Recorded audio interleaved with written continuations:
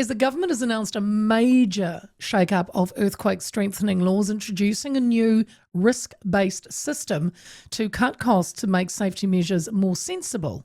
The previous new building standard was too broad, they say, causing unnecessary expense for many building owners. Minister Chris Penk says under the new rules, reinforced masonry buildings with unsecured facades over public areas or neighbouring properties are deemed earthquake prone, but smaller buildings in towns under 10,000 people may be exempt.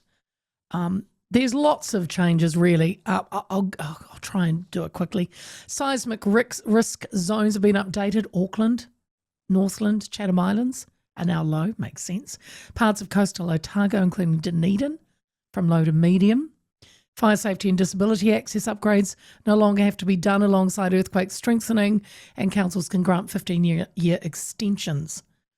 The changes are expected to save building owners more than $8.2 billion, with about 55% of previously listed earthquake-prone buildings removed from the register.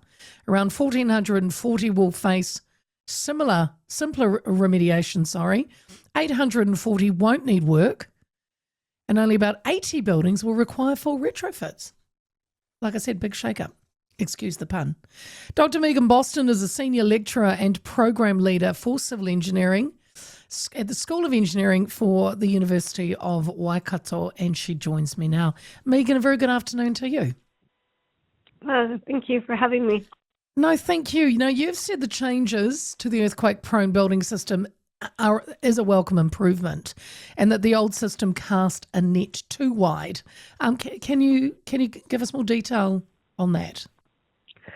Yes. So it's a welcome improvement, really good policy change for helping to address the buildings that are really at risk. So with the old building system, there were a lot of buildings that were captured that were not meant to be captured with it, or either just a component that was problematic, or a section of the building, or maybe even like a timber building with masonry facade.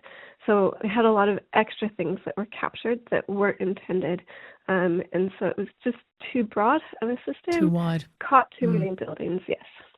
So around 55% of buildings are now going to be removed from the earthquake-prone register. I mean, that does sound like quite a big number, over half.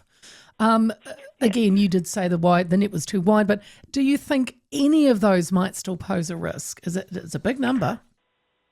So there's always risk. It's just how much risk that we have. What the new system is proposing is looking at a better way to capture a combination of probability of an earthquake, a severe earthquake happening, with the vulnerability. So a consequence versus vulnerability risk base, instead of painting everything with the same brush and saying everything is an equal problem. Sure. Can we talk about the percentage of new building standard? It's confused a lot of people. Yeah. I mean, it's confused me, Megan. Firstly, can you explain what it is and why this score was misleading for building owners? Yeah, so it's even confusing from an engineering standpoint. So percent new building standards, it's a way to measure or assess our buildings compared to our current standards. So each building was looked at and assessed based off of how they would perform if built right now. And so it's just a too confusing metric to use.